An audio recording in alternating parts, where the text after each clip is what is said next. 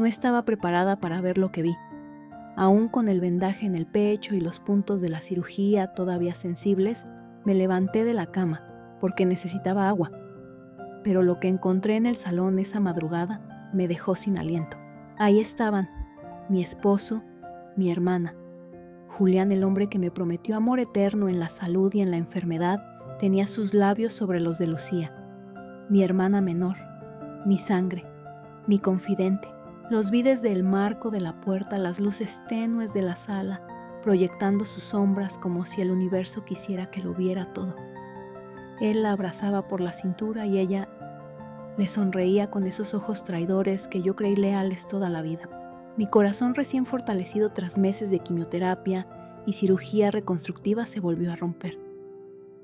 Pero no hice ruido, no grité, no confronté. Me di la vuelta temblando y caminé en silencio hasta mi habitación. Esa noche decidí que no iba a ser la víctima débil que ellos creían que habían enterrado bajo las cicatrices. No era la primera vez que me sentía sola en mi matrimonio, pero nunca imaginé que la traición vendría desde dos frentes tan cercanos. A los 38 años, había sobrevivido a un cáncer de mama agresivo. Había pasado por noches de vómito, fiebre, pérdida de cabello y dignidad. Y sin embargo, lo que más me dolía no era el cáncer. Era esta imagen de mi esposo y mi hermana besándose en la casa que yo construí con tanto esfuerzo.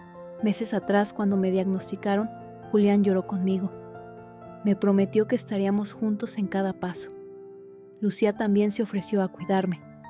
Venía a casa con sopas, me peinaba la peluca, me pintaba las uñas como cuando éramos niñas. Pensé que tenía suerte de tenerlos. Qué estúpida fui. Después de mi cirugía reconstructiva, me quedé unos días más en el hospital privado para recuperarme. Julián venía a visitarme, pero cada vez parecía más distraído. Miraba su móvil más que a mí. Lucía venía con excusas para no pasar tanto tiempo. Empecé a notar los mensajes rápidos, las llamadas que terminaban abruptamente cuando yo entraba al cuarto.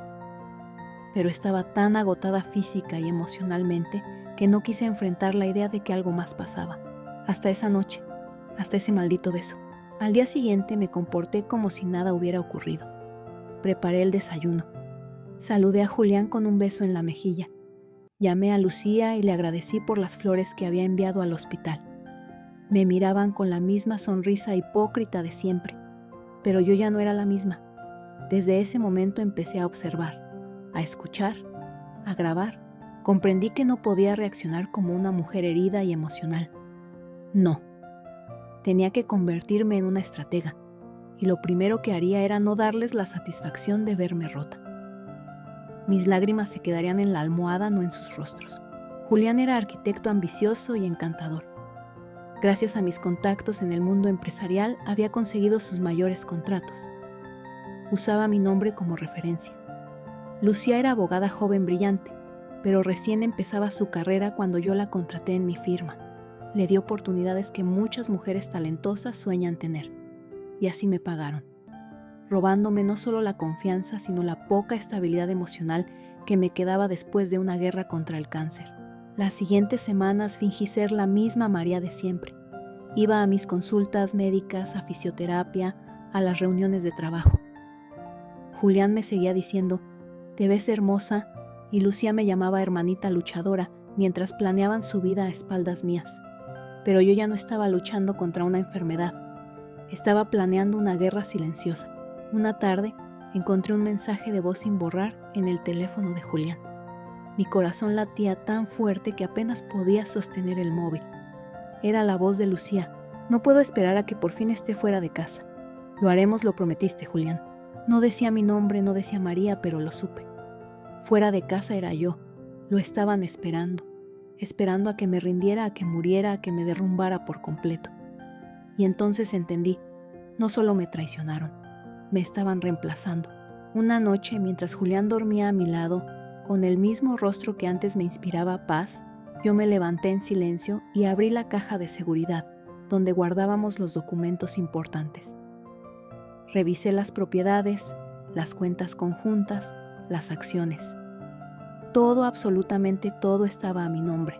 Ellos construyeron su aventura sobre mi esfuerzo, mi dinero, mi red de contactos. Y justo en ese momento, en la oscuridad de mi sala, me hice una promesa. No solo los voy a dejar sin mí, les voy a quitar todo lo que creían que era suyo. Desde el espejo del baño miré mi reflejo. El rostro aún cansado por los tratamientos, las cicatrices aún recientes, pero los ojos. Mis ojos no habían estado tan vivos en mucho tiempo. Había vuelto, no como esposa, no como hermana, sino como la mujer que no se deja enterrar. No sé cómo logré mantenerme en pie después de aquella noche. Supongo que una parte de mí aún no terminaba de creerlo, como si el dolor hubiese anestesiado mi capacidad de asimilar. Pero lo peor no fue ver a Julián besando a Lucía. Lo peor fue darme cuenta de que en algún rincón oscuro de mi ser yo ya lo sabía. Siempre lo supe, desde hace semanas. Pero quise fingir que era producto del miedo, del cansancio, de la enfermedad. Me aferré a la idea de que mi familia era inmune a ese tipo de traición. ¡Qué ingenua! La mañana siguiente, el sol entró por las ventanas como si el mundo no se hubiese roto.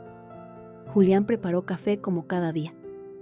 Me miró con sus ojos color miel y dijo: ¿dormiste bien, amor? Tragué el nudo en la garganta. No quería que notara la rabia. No todavía. Sí, un poco cansada, pero bien, respondí con una sonrisa que me dolió más que las cicatrices en el pecho. Me observaba con una mezcla de culpa y ternura falsa. Quizás pensó que no vi nada, que la oscuridad del salón lo había protegido. O tal vez, como los cobardes, confió en mi silencio. Lucía me llamó al mediodía. ¿Cómo estás, hermanita? Pensé en pasar esta tarde a verte. Claro, vente, dije mientras mis manos temblaban. Tenía que verla. Tenía que ver su cara. Y no por nostalgia, no por deseo de reconciliación.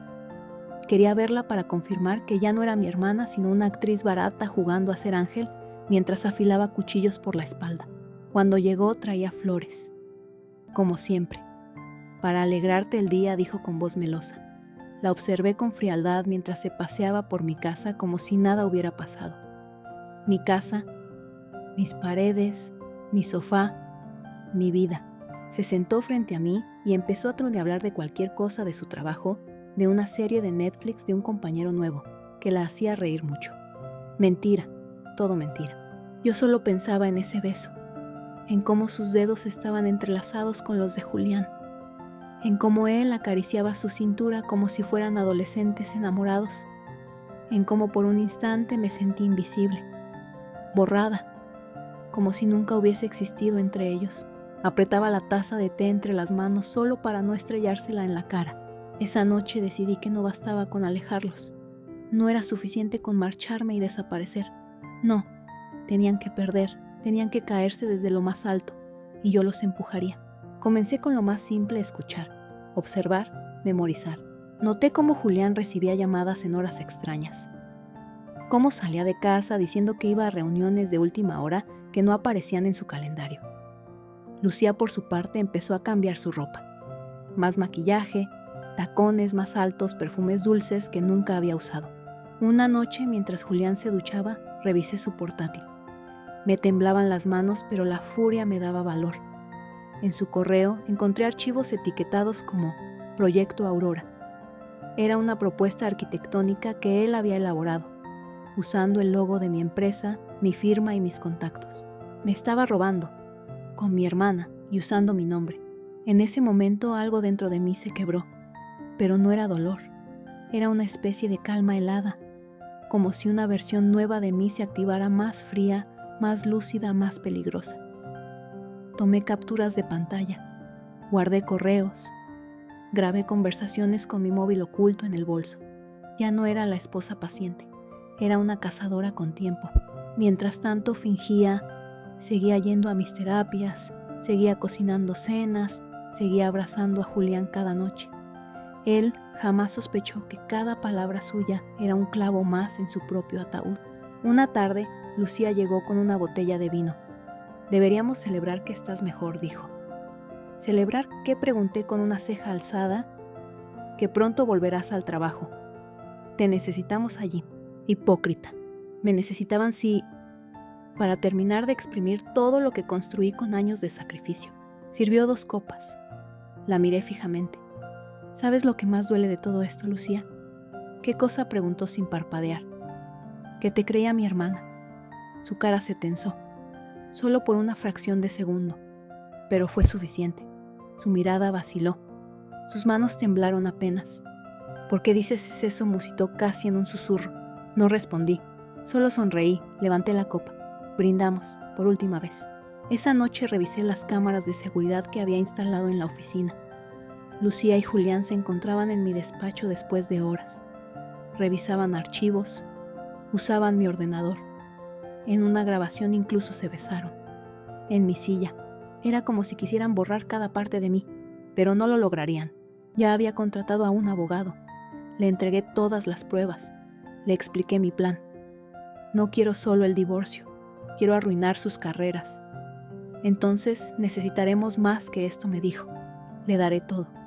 Cada palabra, cada movimiento, no descansaré. Mis noches se llenaron de estrategia, de revisar cláusulas legales, de analizar contratos. Hice movimientos silenciosos en la empresa, reorganicé el directorio, nombré nuevos apoderados de confianza, cambié contraseñas, transferí fondos. Todo legal, todo documentado. Cada decisión era una bomba con temporizador. La última pieza cayó cuando descubrí que Julián había falsificado una firma mía en una propuesta enviada al ayuntamiento. Eso era delito. Con esa prueba ya no había vuelta atrás. Lucía quedaría manchada por complicidad y Julián perdería su licencia como arquitecto. Me senté en el sofá aquella noche sola pero tranquila, por primera vez en meses. Miré mis manos, antes temblorosas, ahora firmes. Toqué la cicatriz en mi pecho. La sentí arder, no por dolor, sino como un recordatorio. Ellos pensaron que esa herida me haría débil, pero se convirtió en mi escudo, y pronto, en su sentencia. Nunca pensé que la rabia pudiera ser tan clara, tan meticulosa. Siempre la imaginé como un incendio, una cosa caótica que arrasa con todo. Pero la mía era distinta, era quirúrgica, precisa. Mi venganza no tenía gritos, tenía estrategia. Esa versión mía, la nueva María, nació el día que comprendí que lo habían planeado todo. No era un simple desliz entre Julián y Lucía. Era una conspiración, una toma progresiva de mi vida, de mi empresa, de mis relaciones. Querían borrar mi nombre de mi propia historia. Pero yo no sería un capítulo más en su ascenso. Sería el final de su libro. Las semanas siguientes fueron las más largas de mi vida. Mi cuerpo aún se recuperaba de la cirugía. Las noches eran frías, las cicatrices aún dolían y los efectos del tratamiento me dejaban agotada. Pero cada minuto que pasaba, algo en mí se endurecía. Empecé a jugar su juego. Sonreí más de la cuenta. Acepté las cenas en familia incluso cuando verlos me provocaba arcadas. Puse cara de sorpresa cuando Julián decía que había reuniones imprevistas en la noche. Le deseé suerte con ese nuevo proyecto arquitectónico que según él podría lanzarlo al siguiente nivel. Y a Lucía le regalé una agenda de cuero con su nombre grabado. Todo grabado, todo archivado, todo documentado.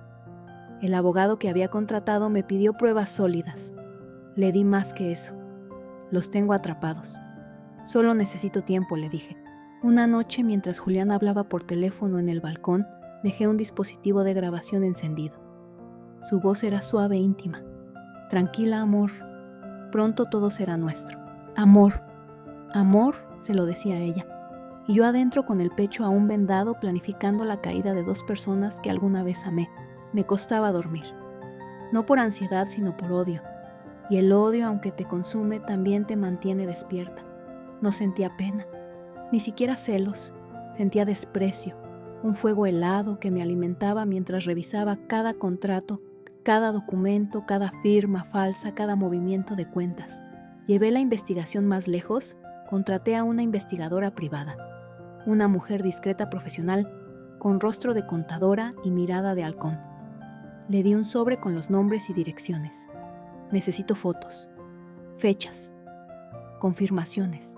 A los 5 días me entregó un archivo con imágenes Julián y Lucía entrando a un hotel boutique en el centro. Julián retirando dinero en efectivo de una cuenta vinculada a mi empresa. Lucía firmando documentos a nombre de una socia ficticia. Ahí supe que mi venganza sería completa. No solo los iba a dejar sin mí, los iba a dejar sin reputación, sin red de apoyo, sin credibilidad. A nivel legal, moví mis piezas con precisión.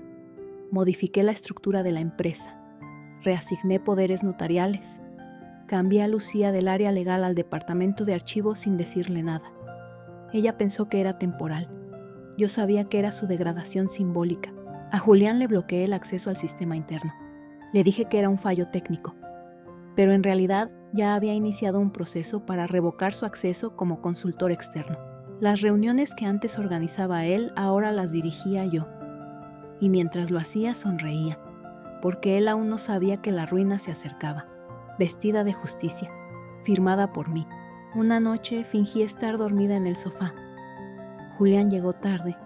Se sentó a mi lado y comenzó a revisar unos papeles. Desde la rendija de los ojos vi cómo tomaba uno de mis informes empresariales y lo escaneaba con su móvil. Lo subió a una carpeta llamada LUJU, Lucía y Julián, una empresa que pensaban fundar con la base de mi trabajo. Guardé silencio. No moví un músculo. Solo me prometí que esa sería la última vez que usaría algo mío sin consecuencias. Al día siguiente, convoqué una reunión de emergencia con el consejo directivo de mi empresa. Presenté un informe detallado con copias de cada movimiento sospechoso. Expliqué la traición con datos con pruebas. Mostré las imágenes del hotel, los registros bancarios, las grabaciones. Uno de los socios, un hombre que había respetado profundamente a Lucía, me miró con incredulidad. «¿Tu propia hermana sí?», dije sin titubear. «Y mi esposo también. Pero esto no es personal, es corporativo. Lo que hicieron es fraude, y no permitiré que manchen lo que yo construí». Lucía fue llamada a la oficina esa misma tarde. Entró con su chaqueta elegante, sonriendo, creyendo que la reunión era por una posible promoción. Cuando entró y vio a todo el consejo sentado y a mí al frente con la carpeta de pruebas, su rostro se descompuso. ¿Qué es esto, tu evaluación de desempeño?», respondí. Leí en voz alta uno de los correos que escribió a Julián. «María no sospecha nada.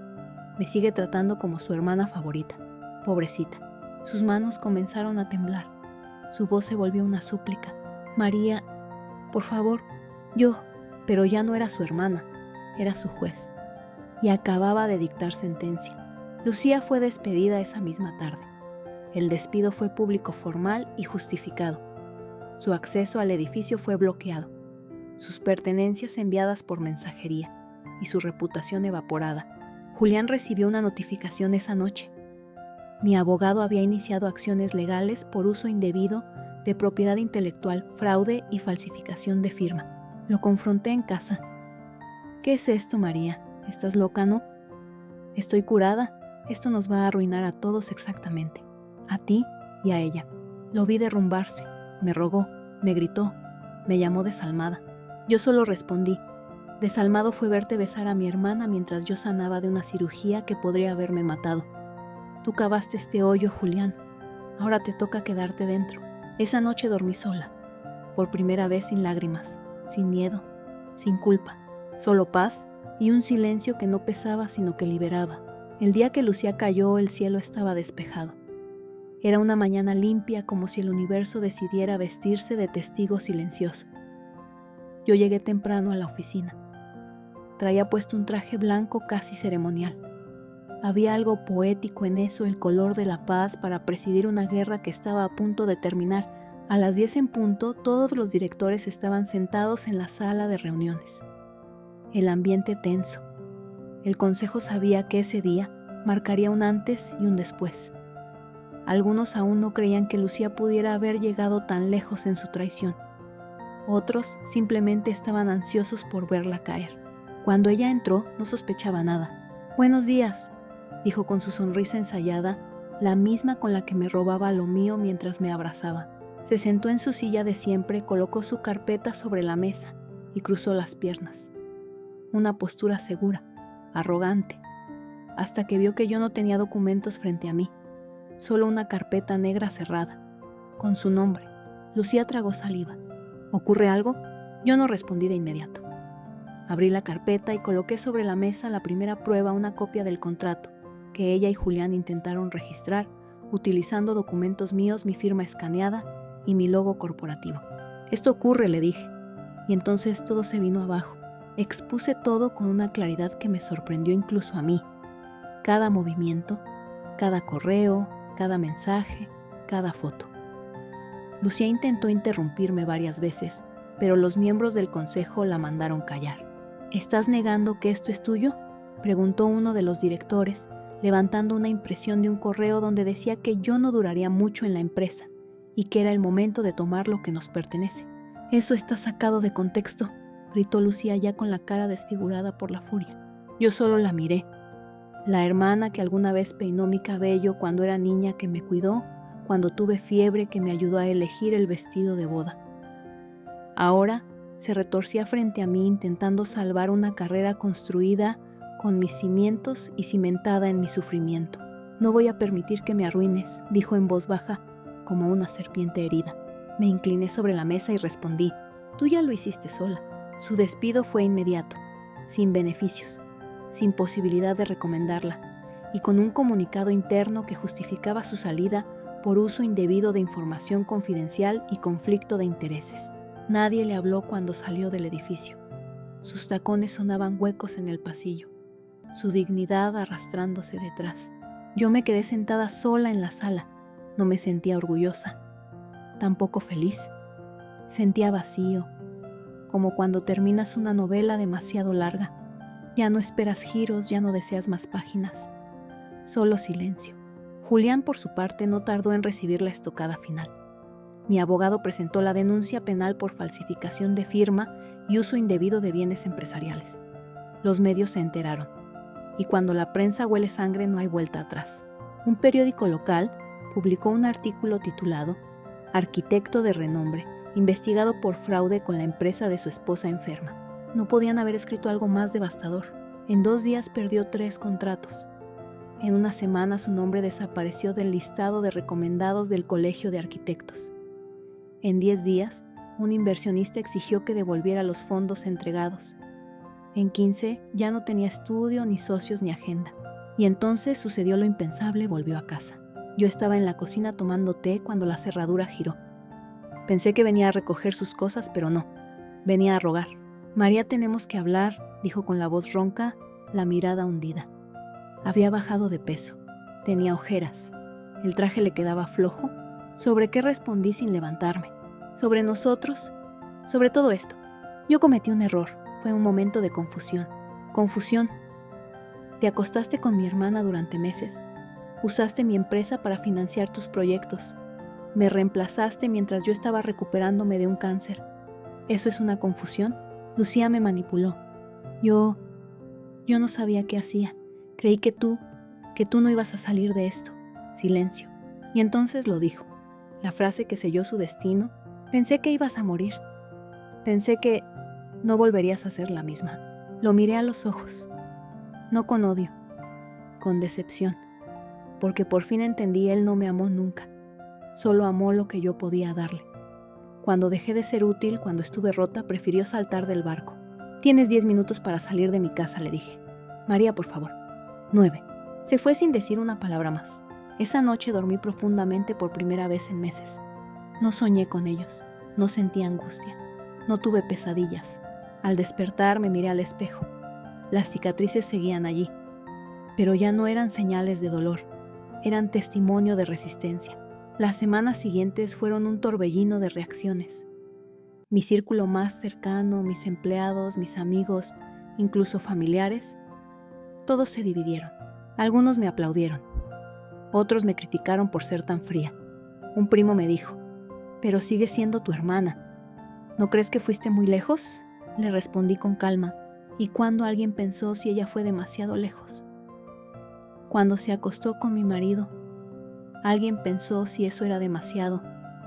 Cuando me miraban a los ojos mientras planeaban usar mi empresa, ¿era eso justo? Guardó silencio, y desde entonces empecé a cortar. No solo lazos con Julián y Lucía, sino con todo aquel que me pedía ser comprensiva con los que intentaron destruirme. Una noche recibí una carta. Era de Lucía. La letra temblorosa, el papel arrugado. Decía, no espero perdón. Solo quería que supieras que lo perdí todo. Tú ganaste. Siempre fuiste la fuerte. Y yo, la sombra que nunca brilló por sí misma. La rompí sin leer más. porque no se trataba de ganar. Se trataba de no volver a perderme a mí misma por nadie. Un día te despiertas y te das cuenta de que ya no duele. No sabes exactamente cuándo sucedió. Solo notas que la rabia ya no arde, que el vacío ya no pesa y que el silencio que antes era insoportable ahora es paz. Eso me pasó una mañana cualquiera semanas después de haberlos destruido. Me preparé un café, abrí las ventanas de mi apartamento nuevo y respiré hondo. Era un ático pequeño pero luminoso con vista al mar. Ya no vivía en la casa donde todo se pudrió. Esa casa era una tumba y yo había decidido no enterrarme en ella con los traidores. Después de que Julián y Lucía cayeran públicamente hubo una tormenta y luego un silencio atronador. Lucía dejó la ciudad. Su reputación quedó tan manchada que no encontraba empleo ni en una tienda de barrio. Mis padres, que siempre habían sobreprotegido a la pequeña brillante, no me dijeron una sola palabra. Mi madre, en un intento desesperado de mantener el equilibrio, me mandó un mensaje que decía: ¿no crees que fue demasiado castigo, hija? No contesté, porque no se trataba de castigo. Se trataba de justicia, de dignidad, de no permitir nunca más que nadie caminara sobre mí como si fuera tierra fértil para su ambición. Julián intentó apelar legalmente. Presentó un recurso alegando que todo fue un malentendido profesional y que mi reacción fue desproporcionada. Pero mis abogados fueron impecables. Las pruebas hablaban por sí solas. El recurso fue rechazado. Perdió su licencia para ejercer durante 5 años y como consecuencia, su nombre quedó asociado a la palabra fraude en cada búsqueda en Internet. Y yo me hice más fuerte. No solo volví a liderar mi empresa con más firmeza que nunca, sino que decidí hacer algo más. Algo que transformara todo este dolor en propósito. Inauguré una fundación con mi nombre, Fundación María Vive, dedicada a apoyar a mujeres que, como yo, habían sido traicionadas por personas cercanas durante procesos médicos o enfermedades graves. Mujeres que perdieron pareja, familia o estabilidad cuando más vulnerables estaban. Mujeres que no sabían cómo empezar de nuevo. Ofrecíamos asesoría legal psicológica y capacitación laboral. El primer taller lo di yo misma. Me temblaban las manos, pero mi voz salió firme. No soy una heroína, soy una mujer que un día lo perdió todo, pero cuando tocó fondo se encontró a sí misma. Una chica se levantó con lágrimas en los ojos y dijo: a mí también me dejó mi pareja después de mi mastectomía. Me hizo sentir defectuosa. Me acerqué, la abracé y le susurré: tú no estás rota, ellos lo están. Nosotras solo estamos reconstruidas. A nivel personal empecé a redescubrirme. Volví a pintar. Compré óleos, lienzos, pinceles. Mis cuadros llenos de cicatrices de mujeres sin rostro, pero con alma, comenzaron a llamar la atención en exposiciones locales. Uno fue comprado por una galería en Valencia, otro por una psicóloga que dijo que sus pacientes lloraban al verlo. Y así poco a poco reconstruí mi identidad. No como esposa, no como hermana, sino como María, una mujer completa por sí misma. Un año después recibí una carta certificada. Era de Julián. La reconocí sin siquiera abrirla. El sobre caro, la letra inclinada. La leí mientras escuchaba a Nina Simone de fondo. Decía: no quiero que me perdones.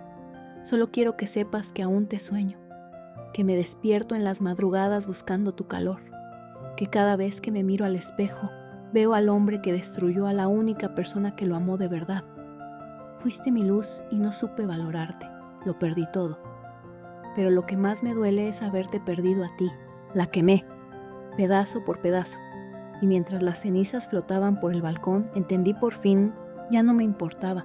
Su arrepentimiento llegaba tarde. Yo ya era otra, y no había espacio para él en mi nueva vida. A veces la gente me pregunta si me siento sola, y si hay noches en que el silencio duele, en que echo de menos una risa compartida o un abrazo que no esconda puñales. Pero después me miro al espejo, veo las cicatrices, y me recuerdo que esas marcas no son heridas, son medallas de una guerra que gané sola. Lucía, según supe por una amiga en común, ahora vive en un pueblo del sur. Trabaja como dependienta en una tienda de papelería. No sé si está arrepentida, no me interesa. Lo único que lamento es que ella eligiera el camino de la traición cuando pudo haber caminado a mi lado. Pero así es la vida. Hay quien te empuja al abismo y hay quien te enseña a volar después de la caída.